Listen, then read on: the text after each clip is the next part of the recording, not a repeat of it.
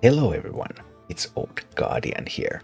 Hearthstone Grandmasters is being played again this week, and this is week 5 of the tournament. And this week Grandmasters are playing some Last Hero Standing. In this video I'm going to take a look at some of the best and most interesting decks in the tournament this week. The first rounds have been played off stream, but there's still time to catch it live throughout the weekend. And in the first rounds, one of the big winners has been Aggro Shadow Priest. Aggro Shadow Priest is a very snowbally deck, so we have seen multiple 3-0s with this deck. It's Last Hero Standing, so if you win with the deck, you get to play more with it. For example, with Alutemu Priest. The style of Aggro Shadow Priest that Grandmasters are favoring this week is this Disciplinary and Gandling build. Gandling, then turn your 0-cost minions into 4/4s. Just snowball and boom, win games. And actually the best card in this deck is Mindrender Illusia. You have your board full of stuff, you play Mindrender Illusia, nothing in your deck can interact with an established board, so the opponent is completely out of luck, and boom, just win. Quest Warlock has also been doing extremely well. For example, this xBlyzes list. Less giant, what nerf? 8 mana, 9 mana, 10 mana, it's all 0 mana to me.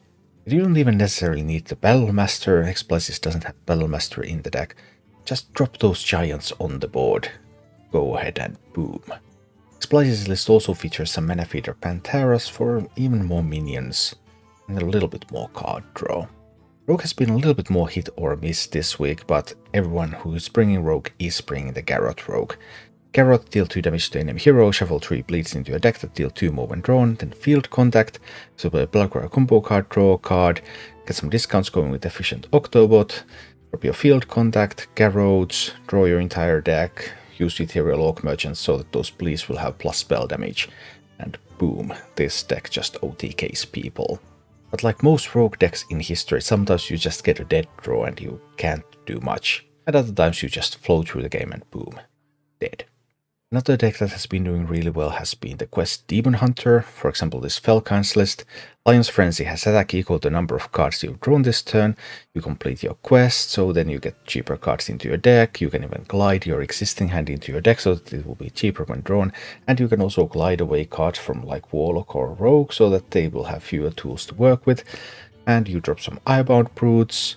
You can drop quite a few Irebound Brutes because you can make copies of them with Philosophy, and Lion's Frenzy, sometimes Lion's Frenzy alone can hit for something like 30. And yeah, boom.